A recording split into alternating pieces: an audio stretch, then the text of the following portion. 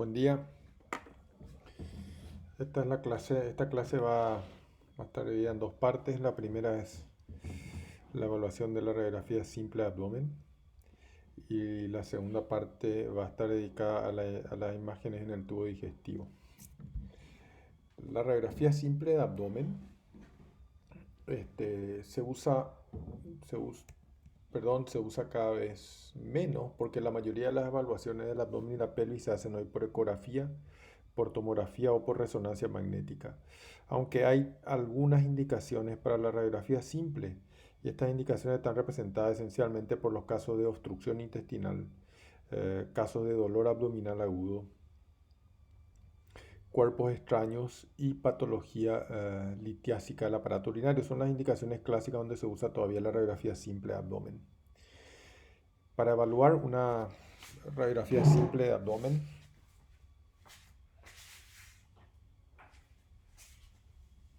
continúo, para evaluar una radiografía simple de abdomen o al evaluar hay que fijarse en cuatro elementos. El primero es cómo es el patrón de gas intestinal, cómo está distribuido el gas en el intestino. El segundo elemento es hay o no niveles hidroaéreos.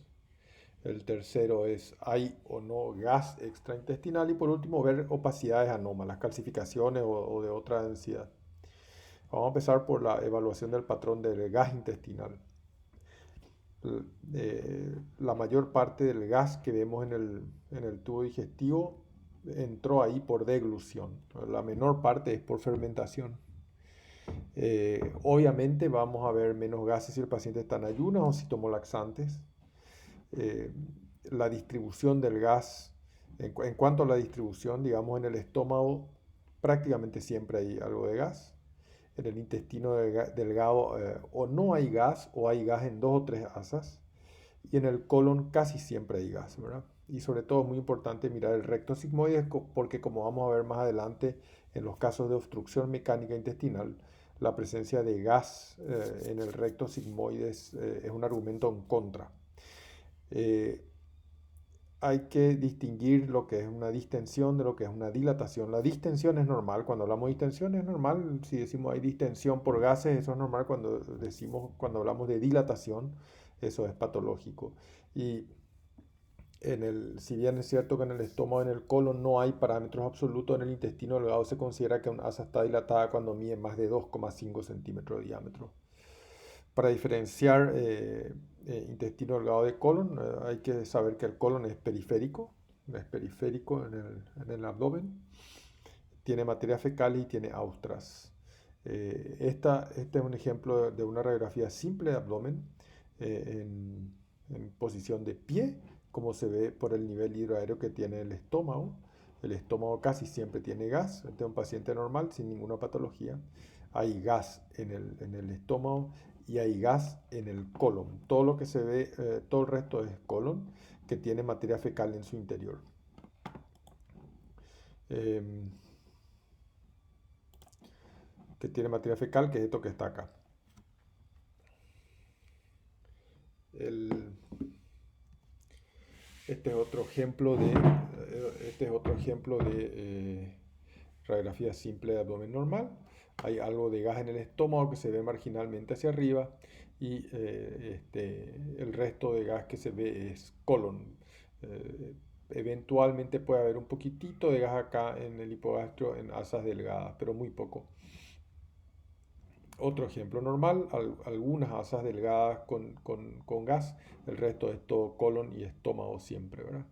Eh, y estos son dos niños, igualmente casi siempre en los niños se puede ver un poco más de gas en el intestino delgado, pero casi siempre el gas predomina en estómago, como en estos dos casos, y en el colon. El segundo elemento a evaluar es hay o no hay niveles hidroaéreos. Y hay que saber cuándo eso es normal y cuándo eso es patológico. Para empezar, para ver niveles hidroaéreos es necesario que los rayos X tengan una orientación horizontal o paralela al piso. Hay dos formas de hacer esto, o poner al paciente de pie, como se ve en esta foto acá arriba, o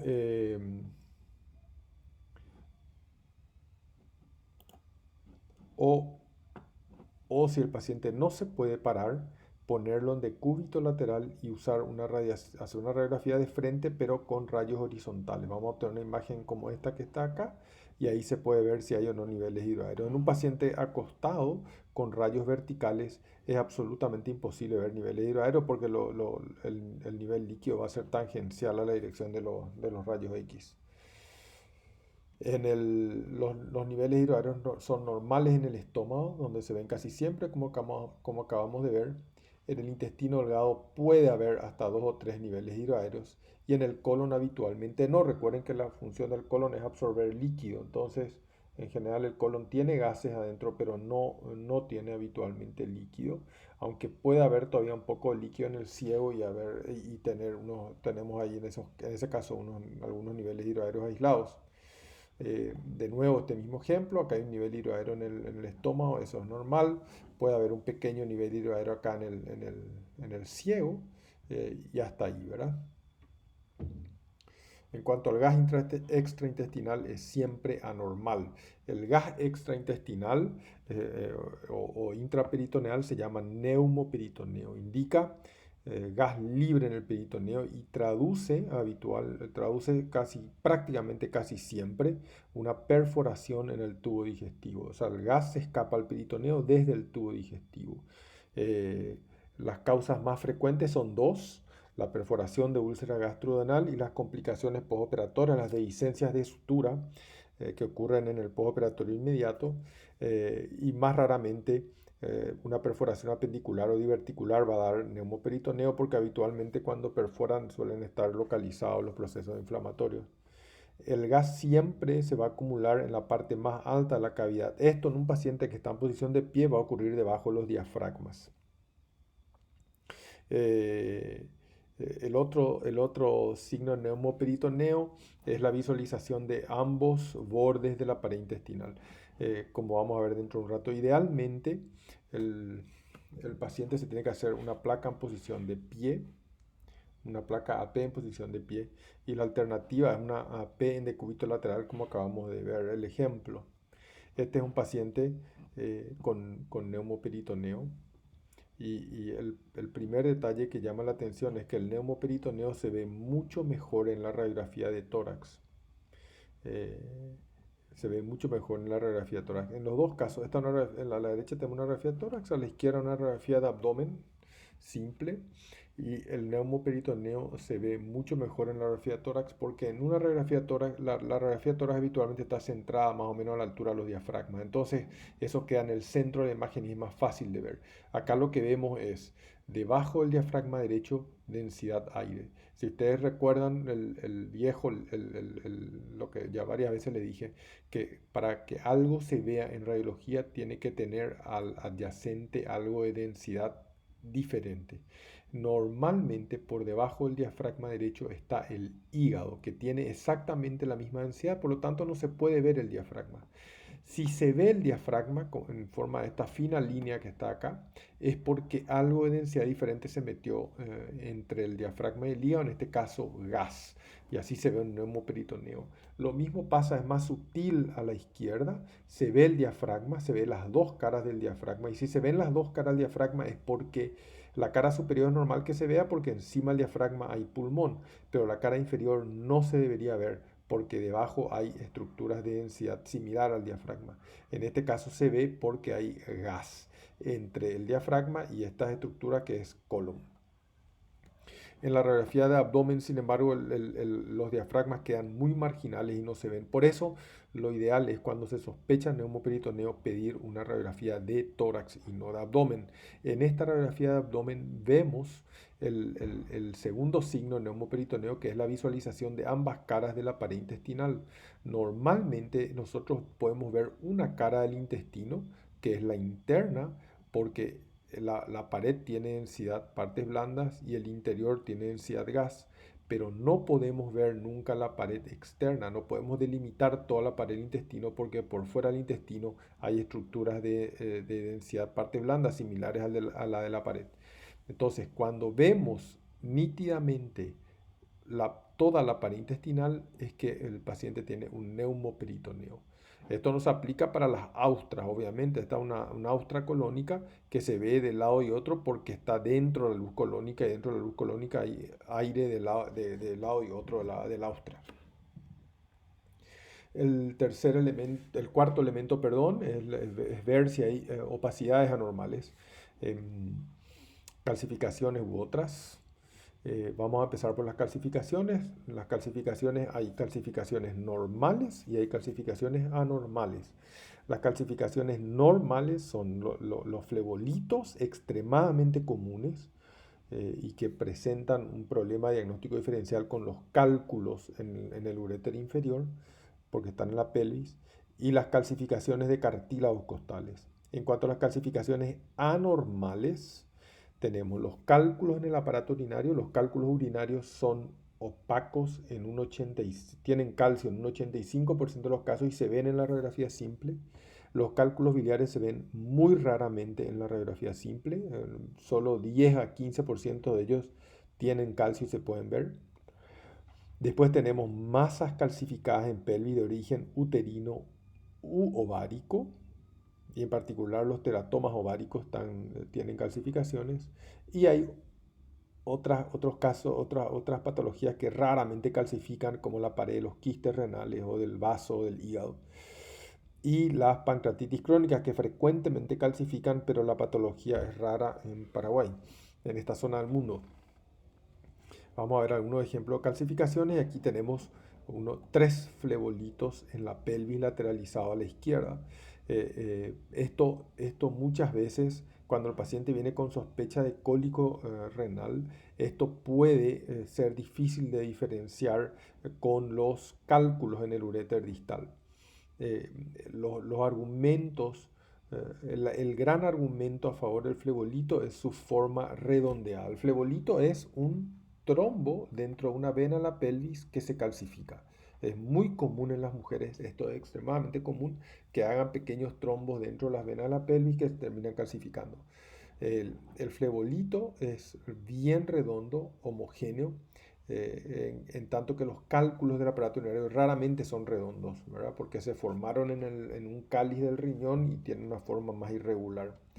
Eh, el otro elemento que que ayuda a diferenciar es que cuando las calcificaciones están por debajo de la línea biisquiática. Esta es la línea biisquiática, la línea que une las dos, la biciática, perdón, la línea que une las dos espinas ciáticas. Acá a la derecha no se ve bien, pero a la izquierda se ve bien. Si están por debajo de la línea biciática, las calcificaciones son flebolitos. Si están por encima, pueden ser flebolitos, podemos tener flebolitos por encima o pueden ser cálculos, pero si están por debajo es muy poco probable que sean cálculos ureterales porque el meato ureteral se encuentra a la altura de la línea biciática. Entonces, en este caso, fíjense, este paciente cuya imagen está acá a la derecha tiene tres o cuatro flebolitos porque están debajo de la línea bisquiática, tanto que en este caso yo pienso que son flebolitos por la forma, pero al estar por encima de la espina biciática hay que tener más atención. Em, las calcificaciones anormales, tenemos los cálculos urinarios. Perdón, este es un ejemplo de calcificación de cartílagos costales que se ve en los hipocondrios. También es muy frecuente, sobre todo en mujeres. Las mujeres tienden a calcificar los cartílagos costales y ven estas opacidades de densidad cálcica que continúan a las costillas, en este caso de forma más groseras, y en este caso de forma más alargada, como en vías de tren, en el hipocondrio izquierdo de esta paciente, que también tiene cálculos en el riñón. Entrando en las calcificaciones anormales, las más frecuentes son los cálculos urinarios, en este caso cálculos proyectándose sobre los dos riñones. En este otro caso son cálculos más pequeños, todos de densidad cálcica múltiple sobre los dos riñones. Eh, y en este caso hay varios puntiformes sobre el riñón izquierdo y uno un poco más grande en el uréter, proyectándose sobre lo que sería la porción superior del uréter. En cuanto a los cuerpos extraños opacos o de densidad metálica, bueno, tenemos en este caso un niño que tragó dos monedas.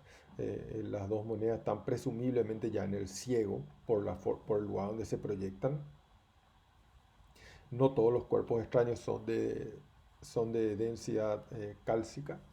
En la imagen de la izquierda tenemos una opacidad totalmente irregular proyectándose sobre la región umbilical. Y esto corresponde a un tricobezoar. Son estos pacientes que se comen el pelo por problemas emocionales, terminan formando una pelota de pelos dentro del estómago que adopta esta imagen, digamos. Y este otro caso, un montón de opacidades de densidad de partes blandas, bien regulares, cilíndricas, algunas redondeadas, en un paciente que había en una mula, estos pacientes que ingieren cocaína en saquitos. Los cuerpos extraños pueden estar no solamente en el abdomen, a veces se quedan trancados arriba en el esófago a nivel del cuello, como en estos dos casos, uno que tragó una moneda y otro que se tragó una tapita, que quedan trancados en el cuello. Eh, en cuanto a la técnica para la radiografía simple de abdomen, lo ideal, la incidencia esencial es la AP en decúbito. Aquí yo les puse en rojo cuando el método es lo mejor, el AP en decúbito es lo mejor que hay para ver el patrón de gas y para ver las calcificaciones. No sirve para nada, por eso es tan blanco, para ver niveles hidroaéreos, y podría servir para ver gas extraintestinal cuando vemos los dos lados de la pared intestinal. La segunda incidencia es la AP de pie. Esta incidencia es imperativa para ver oclusión y sospecha de neumoperitoneo. O sea, básicamente es lo mejor que hay para ver niveles hidroaéreos, la AP de pie. En el resto podría servir, aunque no es lo mejor que hay. La de toras de frente se usa para ver neumoperitoneo, o sea, para ver gas extraintestinal, es la mejor incidencia. Y la AP en decúbito lateral izquierdo, cuando el paciente no puede ponerse de pie, nos puede servir para ver niveles hidroaéreos y gas extraintestinal. Ustedes ven que en general cada servicio tiene su técnica. Yo creo que lo mejor es hacer una AP en decúbito, una AP de pie y una tórax de frente de pie cuando se trata de un abdomen agudo. Y esto lleva a que son tres radiografías, por eso es que muchos servicios en el mundo evalúan estos pacientes directamente por tomografía computada sin contraste. Una patología que se puede diagnosticar por radiografía simple de abdomen es la obstrucción intestinal y su diagnóstico diferencial, que es el íleo paralítico. La obstrucción intestinal, cuando hablamos de obstrucción intestinal nos referimos a la obstrucción intestinal mecánica. Hay algo mecánico que bloquea la progresión del contenido intestinal. Cuando hablamos de íleo, hablamos de un obstáculo dinámico. Hay una parálisis intestinal, no hay un obstáculo mecánico. El íleo puede ser localizado cuando afecta un asa intestinal que está adyacente a un proceso inflamatorio. Esto se llama asa centinela porque esa asa marca o indica dónde hay un proceso inflamatorio. O puede ser generalizado, como ocurre en los postoperatorios siempre.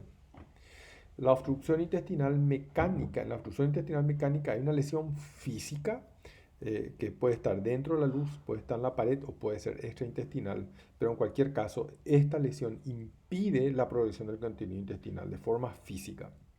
La obstrucción obviamente puede ser completa o incompleta. Y el signo clínico más importante es la detención de heces y gases. El paciente deja de eliminar heces y sobre todo gases, ¿verdad? Aparte hay dolor, hay distensión abdominal y el paciente vomita, obviamente porque no puede progresar el contenido intestinal.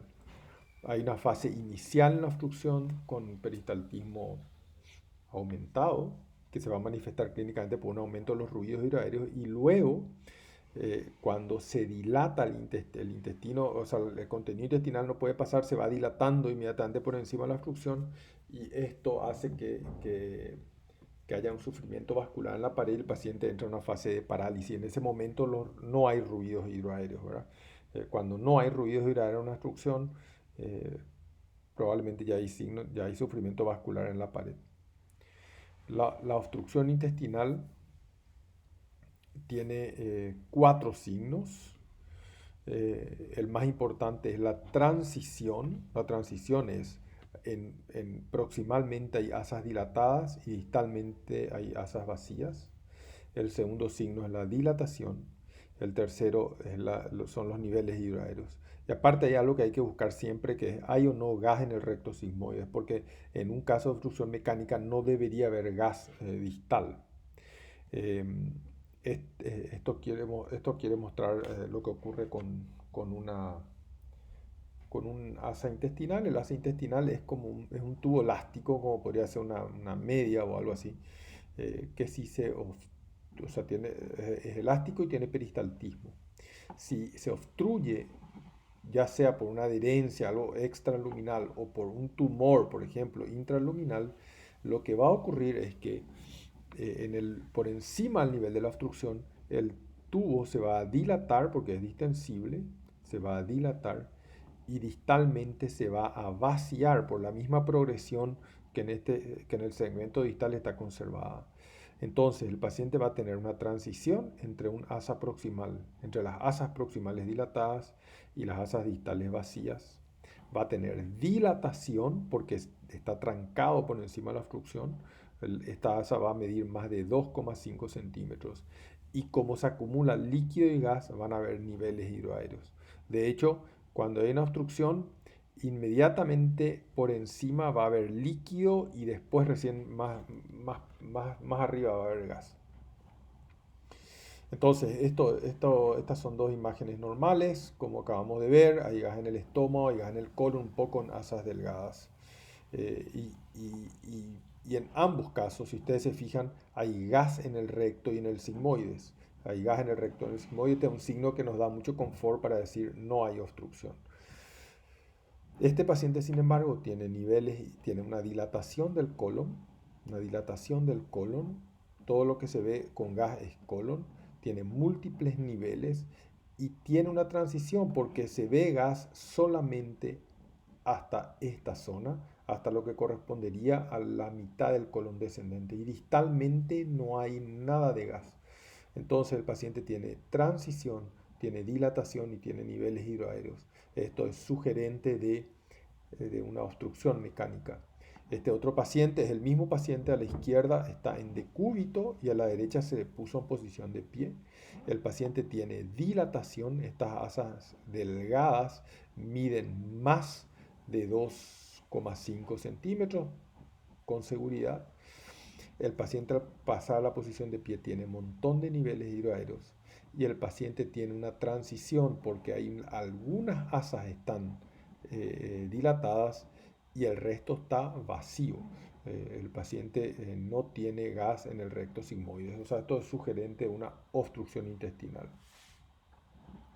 En la tomografía es aún mucho más evidente, mucho más evidente. Si ustedes se fijan, este paciente tiene todas estas asas dilatadas, están llenas de líquido, están en el centro del abdomen, eh,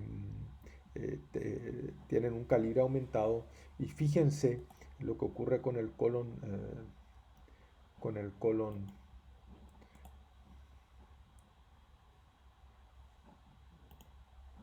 fíjense lo que ocurre con el colon descendente que está vacío completamente y con el colon ascendente que está vacío completamente. Este es un paciente que tiene una obstrucción del intestino delgado distal, del ileum. Entonces, lo que está por encima, es decir, todas las asas delgadas están llenas de líquido y muy dilatadas, y lo que está distal a la oclusión, que es el colon en este caso, está completamente vacío. Este signo, la transición, es el signo más importante para diagnosticar obstrucción intestinal mecánica. Este es un tipo particular de obstrucción intestinal que es en asa cerrada. En asa cerrada, a la derecha ya es un vólvulo de colon sigmoides. Es un vólvulo, en el vólvulo el colon sigmoides gira sobre su eje, entonces solamente esa asa está ocluida, el resto, digamos, no. Eh, Esto ya es luego de que se haya desvolvulado el colon. El diagnóstico diferencial de la oclusión es el íleo, sobre todo el íleo generalizado. Pero antes de entrar en ese tema, vamos a hablar algo del íleo localizado, que se llama también asa centinela. El íleo localizado es un asa generalmente delgada que se dilata aisladamente y adyacente a un proceso inflamatorio. Por eso se llama centinela, porque cuando uno ve un asa dilatada focal sin transición, digamos, piensa en hilo localizado. Y, si el proceso inflamatorio es una pancreatitis, el asa va a estar en el epigastrio o en el hipocondrio izquierdo. Si es una colecistitis, va a estar en el hipocondrio derecho. Y así sucesivamente. En la apendicitis, obviamente, en la fosa ilíaca derecha. Acá tenemos dos ejemplos que están marcados con una flecha roja. Esta es un asa dilatada, mide más de 2,5 centímetros, pero no hay transición. Hay gas en el recto sigmoides, por lo tanto no es una oclusión mecánica en este paciente que tenía una peridiverticulitis, perdón.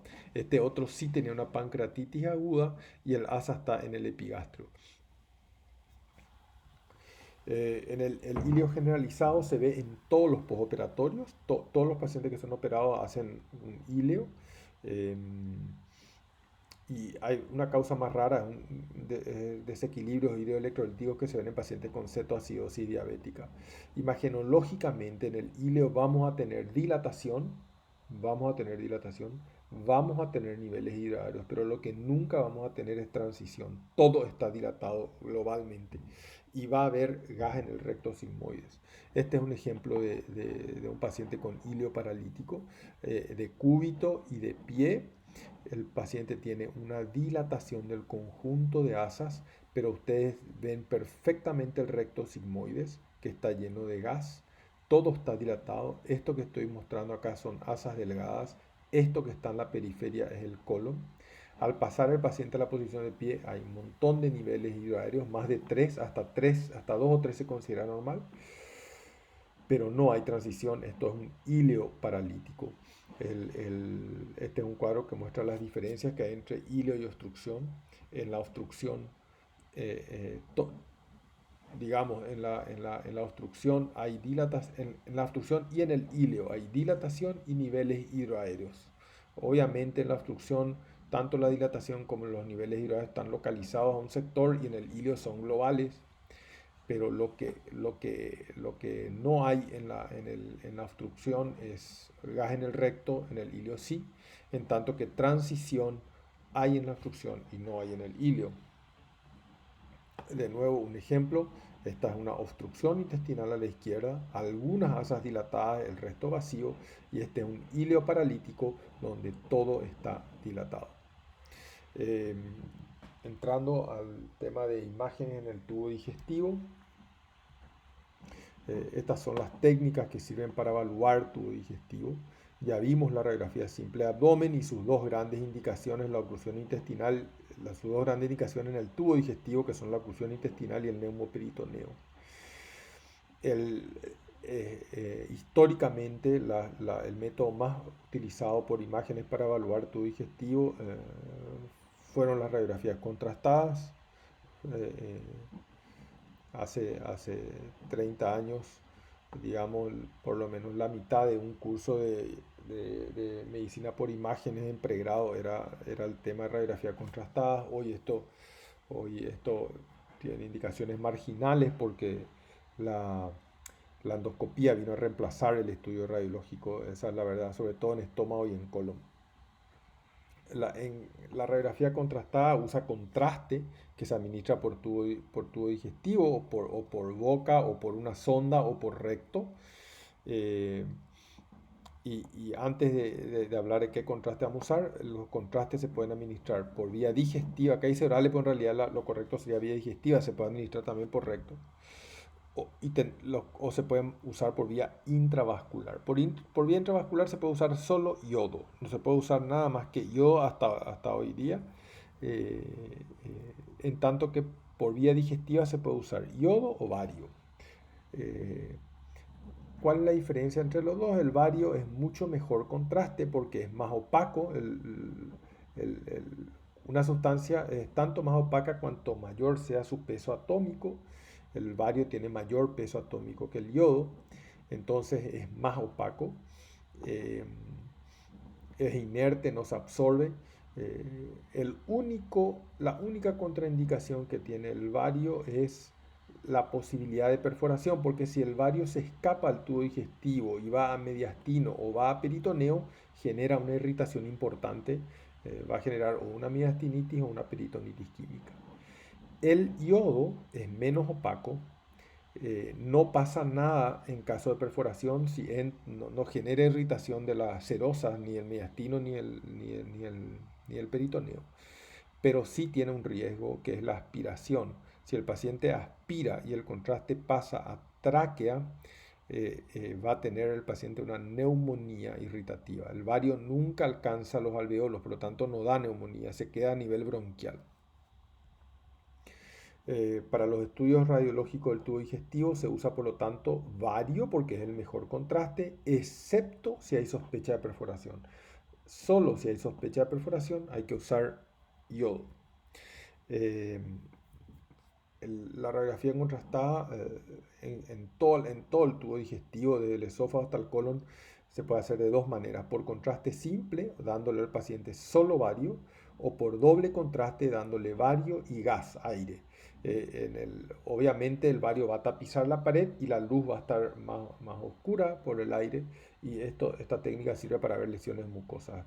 Vamos a ver cómo se hace. Acá tenemos una radiografía de esófago. Esta es a la izquierda por contraste simple, el esófago está lleno de contraste; a la derecha por doble contraste. En este caso se le hace ingerir al mismo tiempo bario y aire al paciente y la imagen queda de esta manera. Lo mismo pasa para el estómago. Se le puede dar solo bario y se obtiene una radiografía simple, como en el caso de la izquierda, o las dos imágenes de la derecha, que se le dio bario y después se le da un efervescente para generar gas en el estómago y tener los dos elementos dentro de la luz, gas y contraste. Para el tránsito, para opacificar el tubo digestivo, se puede hacer de dos maneras: por vía oral. El paciente va a tomar alrededor de 1 litro de bario, que va a tardar unas 2 horas en promedio en llegar al ciego; o se puede hacer un sondaje duodenal enteroclisis, en cuyo caso se conecta la sonda, se pasa a través de la sonda en un tiempo mucho más corto, de 10 o 15 minutos. En cualquier caso, el tránsito intestinal es un examen que prácticamente no se hace más, fue reemplazado por la tomografía y la resonancia magnética. Esta es la imagen normal del tubo digestivo cuando el paciente toma contraste por vía oral, y a la izquierda tenemos esa imagen, a la derecha tenemos una imagen de una enteroclisis. Obviamente podemos inyectar mucho más cantidad de contraste más rápido, entonces se dilata el tubo digestivo al máximo. E inclusive se le puede pasar gas y tener un doble contraste también del tubo digestivo. El colon es fácil si se hace por sondaje rectal. Si se le pasa solo contraste, vamos a tener una radiografía de simple contraste, y si se le pasa primero contraste y luego gas, va a ser un doble contraste. El doble contraste está contraindicado cuando hay sospecha de perforación, porque el gas genera mucho más presión en la luz colónica que el líquido. Este es un ejemplo de radiografía de colon por contraste simple.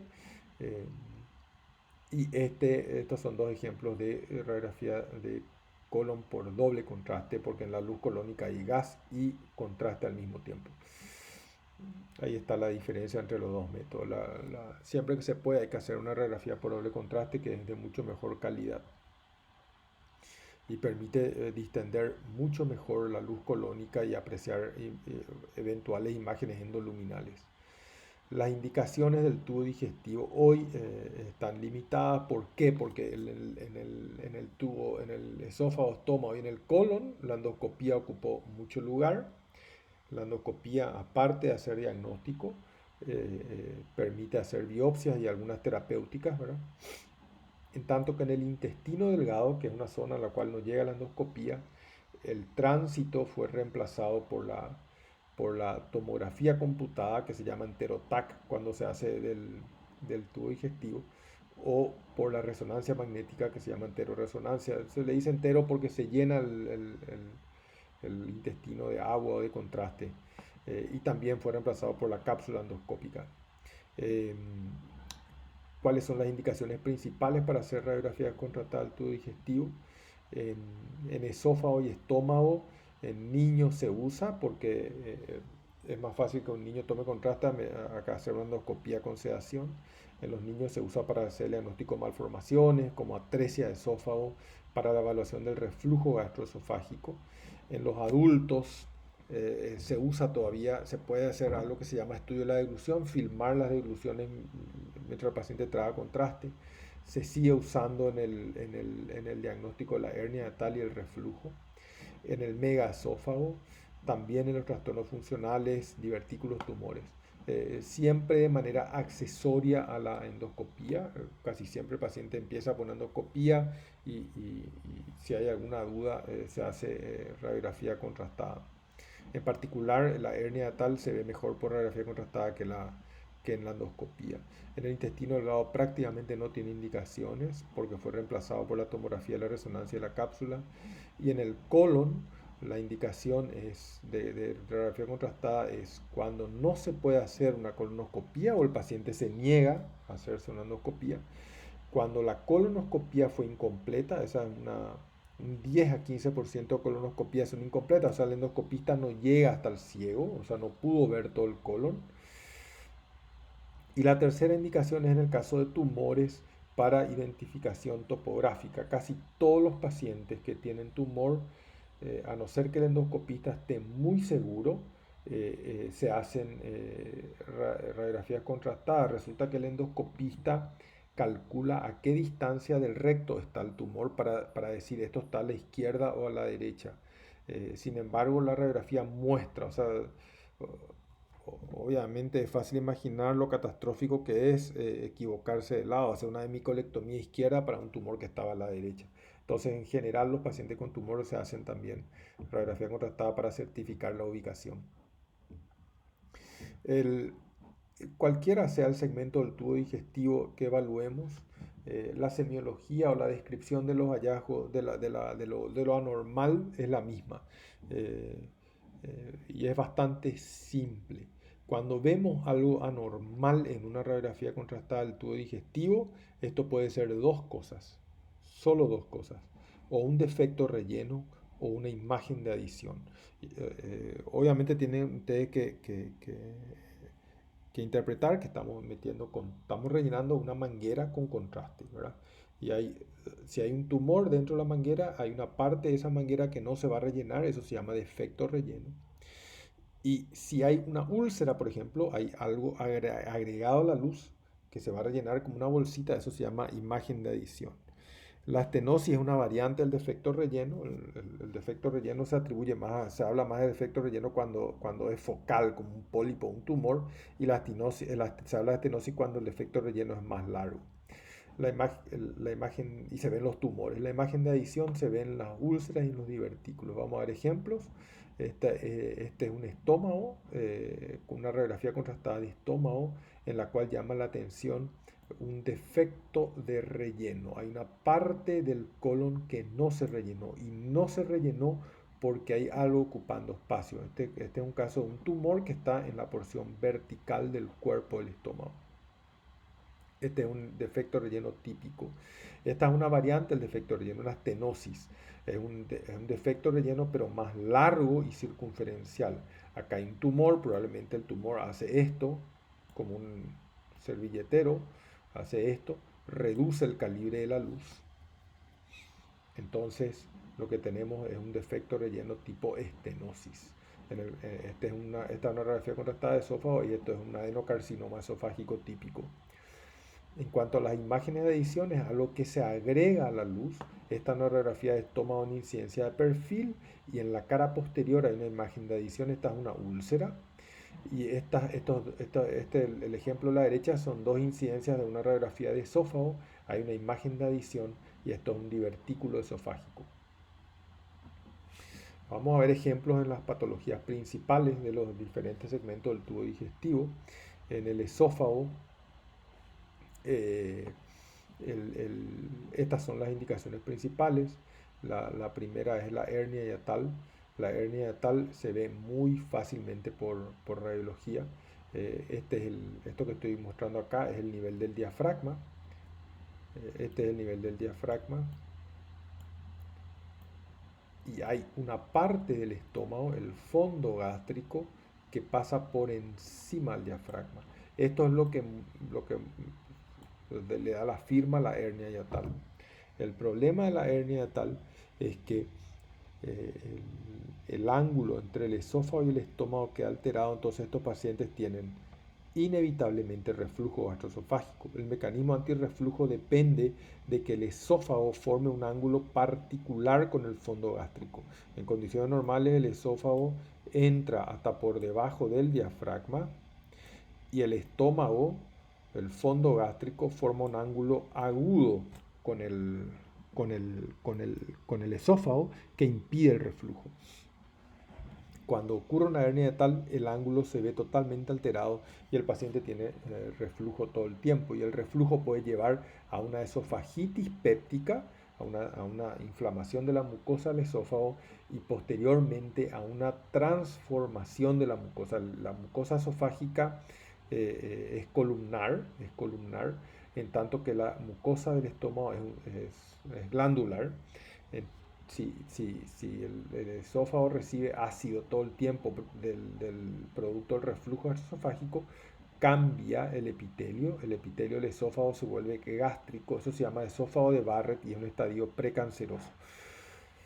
Acá tenemos un ejemplo normal y acá tenemos un ejemplo patológico de una hernia hiatal. Gran parte del estómago está sobre el diafragma. Los divertículos esofágicos son relativamente raros, van a dar imágenes de adición, pueden estar en el tercio medio. Los divertículos del tercio medio se llaman de tracción o verdaderos. Verdaderos porque tienen todas las capas de la pared del esófago y se producen siempre por una adenopatía. Era muy común en la época de la tuberculosis.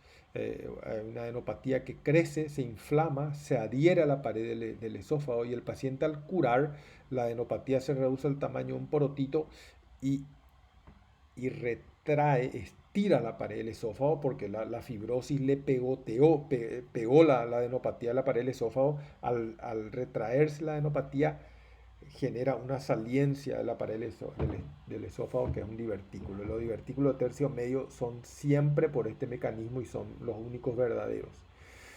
O pueden estar en el tercio superior o en el tercio inferior. Estos divertículos se llaman falsos o por pulsión. Este es un ejemplo, la luz esofágica es esta que está acá. Y esto que protruye como un dedo es un divertículo. Los divertículos del tercio superior y del tercio inferior se producen por una anomalía en la relajación de los esfínteres superior e inferior del esófago. Este divertículo se llama de Zenker, está en el cuello siempre. El paciente tiene un problema por el cual no se relaja el esfínter esofágico superior cuando viene el bolo alimenticio. El paciente deglute, genera mucha presión en la faringe, pero no se abre el esfínter. Entonces, cuando esto ocurre repetitivamente, este aumento de presión súbito que no es aliviado por la relajación del esfínter provoca una herniación de la mucosa en la pared posterior del esófago a nivel del cuello. Y es falso el divertículo porque tiene solo mucosa, es mucosa que protruye a través de las fibras musculares. Este es otro ejemplo de divertículo Zenker. Fíjense, la luz es filiforme. Lo que queda por fuera de la luz es el divertículo, es el saquito o la imagen de adición. El megaesófago es muy fácil de diagnosticar, es una dilatación del esófago que es consecuencia de algo que se llama acalasia. La acalasia hay una pérdida de plexos nerviosos puntualmente en el extremo distal del esófago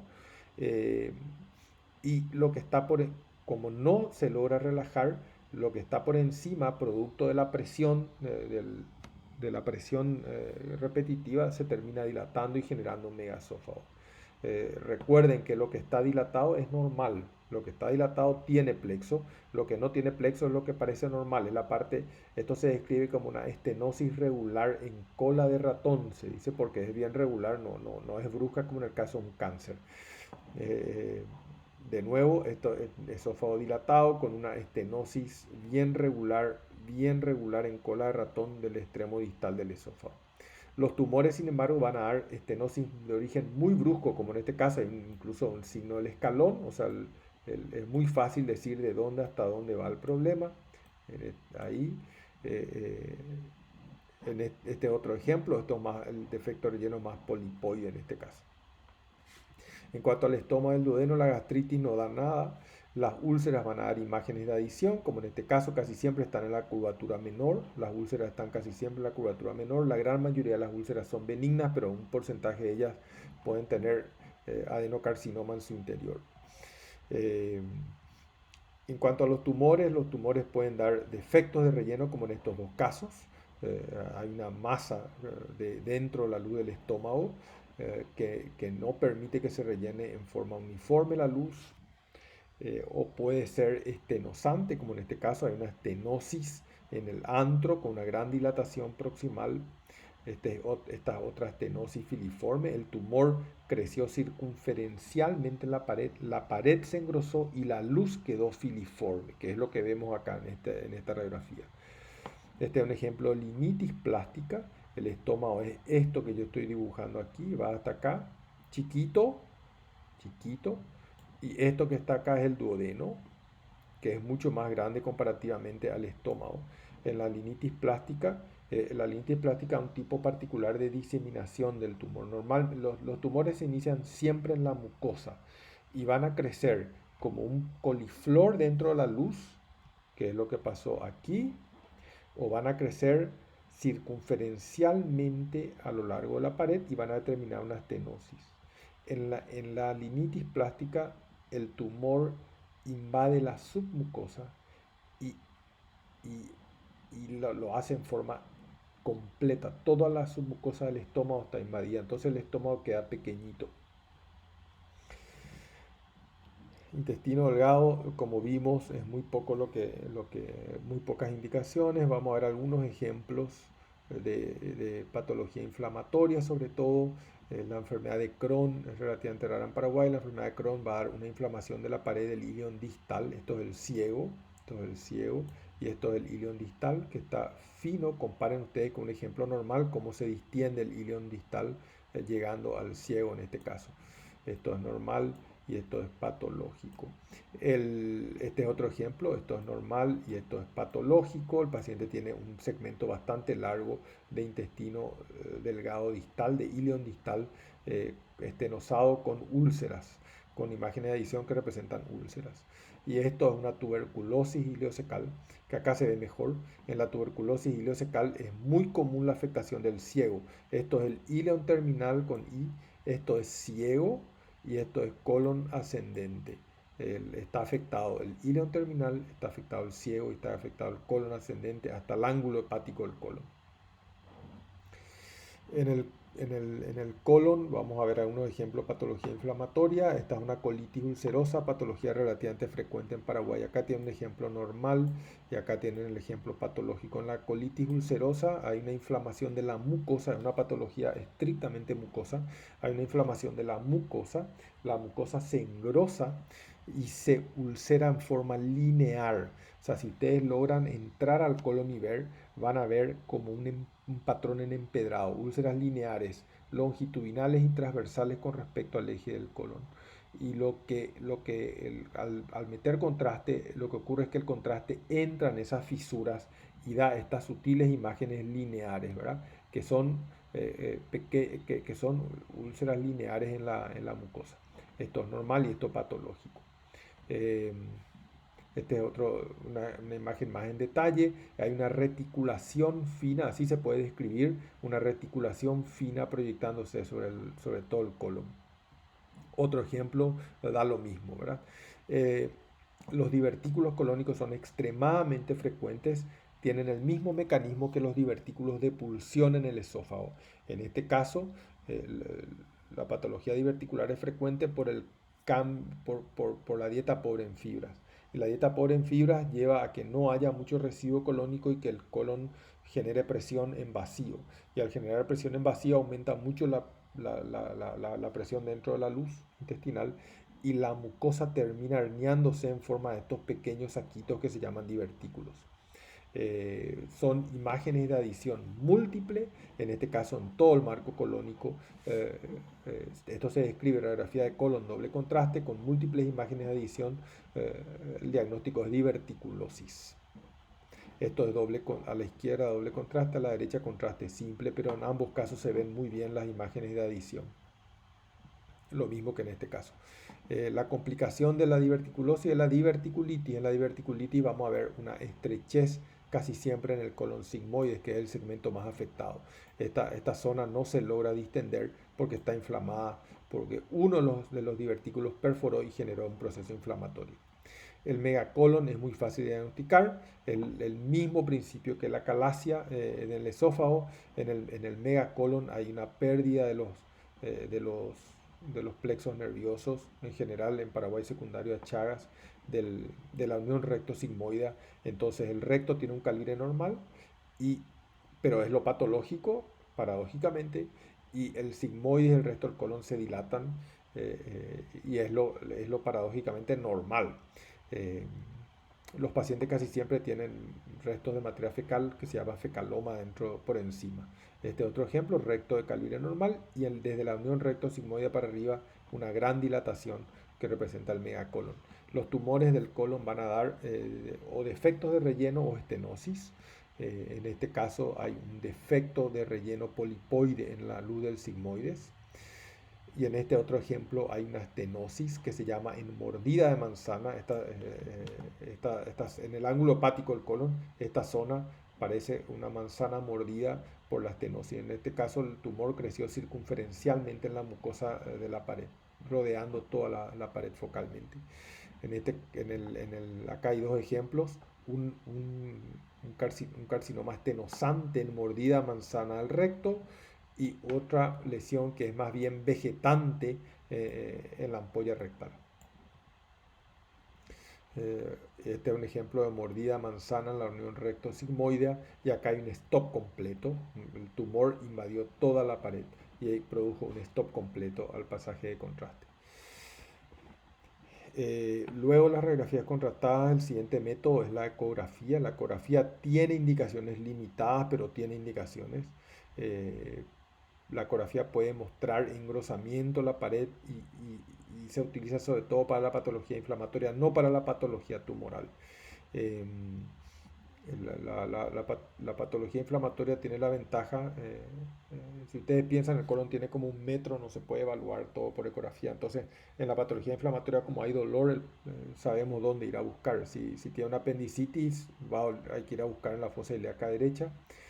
Si tiene una diverticulitis, hay que buscar en la fosa ilíaca izquierda. Las indicaciones principales son esas dos: la diverticulitis, la apendicitis aguda, sobre todo en niños y en personas delgadas, porque la ecografía tiene un enemigo y es el aumento de distancia. En las personas obesas pierde eficacia.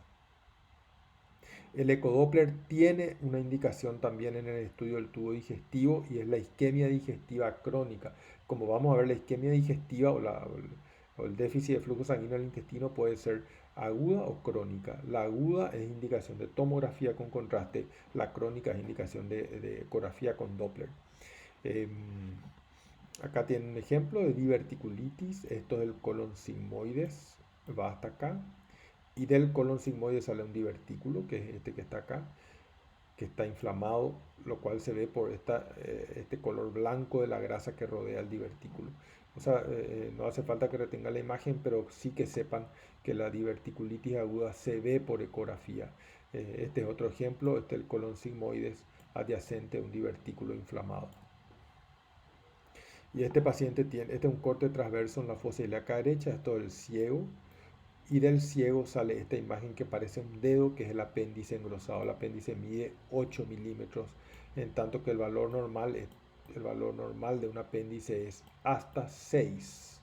O sea, cuando el diagnóstico se hace por un aumento del calibre del, del apéndice. El apéndice se mide de acá, de su borde, de un borde al otro. Si mide más de 6 milímetros, es sospechoso de apendicitis.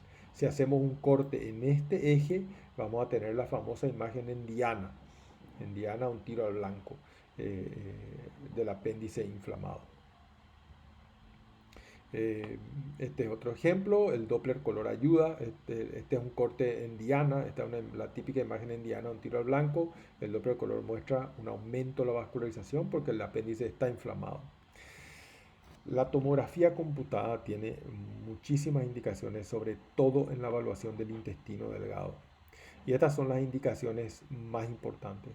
La hemorragia digestiva es indicación sí o sí de tomografía con contraste. La isquemia también, indicación de tomografía. No hay ningún otro método que evalúe mejor estas dos eventualidades. La patología inflamatoria como Crohn, tuberculosis u otras infecciones como salmonela también se ven muy bien por tomografía. La cuarta indicación es cuando la ecografía no es concluyente. En general se empieza por una ecografía para tratar de diagnosticar apendicitis y verticulitis. Si no es concluyente, hay que ir a una tomografía.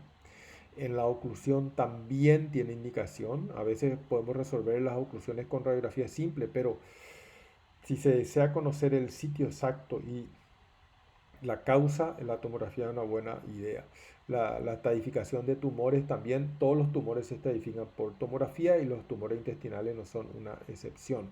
Eh, en cuanto a la técnica, la técnica viene ligada a la indicación. ¿Cuándo tenemos que usar contraste endovenoso? Siempre, siempre en casos de hemorragia digestiva y en casos de isquemia digestiva. Se usa contraste y en múltiples fases, quiere decir que se inyecta el contraste y se adquiere en fase arterial, venosa, tardía. Si no se usa contraste, no vale la pena hacer tomografía en hemorragia ni en isquemia.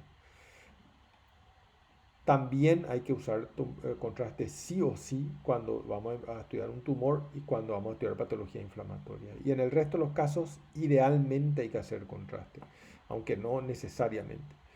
Contraste oral, la tendencia hoy es no usar contraste oral cuando se inyecta contraste endovenoso. Esta es una realidad en todo el mundo. En Paraguay se sigue pidiendo mucho tomografía con doble contraste oral e intravenoso, pero el contraste oral se usa cada vez menos. Y un concepto fundamental que tienen que recordar es que nunca, nunca, jamás hay que usar contraste oral cuando tenemos un paciente con hemorragia digestiva. Yo les voy a mostrar por qué.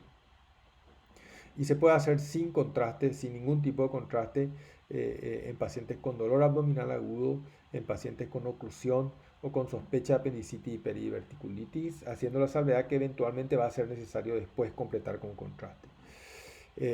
Vamos a empezar por la primera indicación, que es la hemorragia digestiva. Hoy es el método de elección. Reemplazó la arteriografía y siempre hay que hacer sin contraste oral por este motivo. La sangre es hiperdensa, tiene una densidad aumentada con respecto a cualquier otro líquido en tomografía computada, la sangre fresca. Y esa característica se ve solo sin contraste. Este es un estudio sin contraste oral, y este es un estudio con contraste oral. ¿Qué pasa si yo le doy contraste oral? Voy a llenar la luz del intestino con material denso.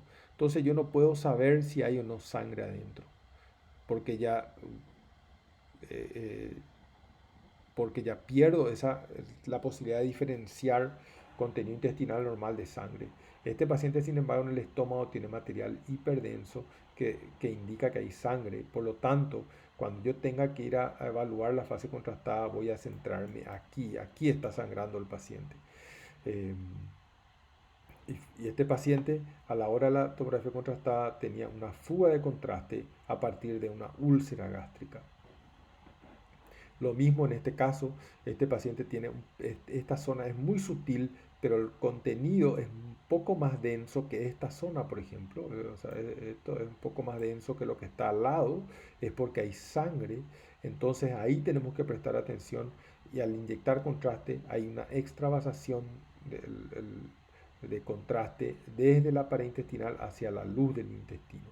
¿Okay? Desde la pared hacia la luz. Y esto es lo que muestra dónde está sangrando el paciente, dónde está la mancha de contraste.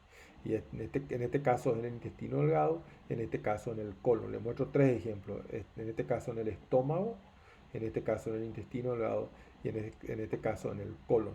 Acá no se ve material hiperdenso, pero la fase arterial muestra un escape de contraste a la luz intestinal.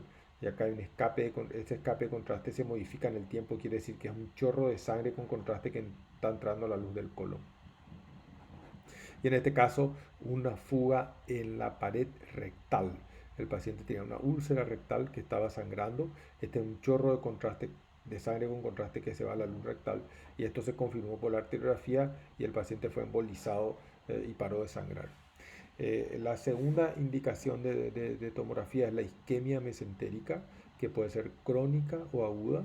La isquemia crónica es siempre arterial, la aguda puede ser arterial, venosa o por hipotensión. Un porcentaje no despreciable de isquemias mesentéricas o de sufrimiento vascular de tubo digestivo se producen en pacientes panvasculares luego de una crisis de hipotensión por algún motivo.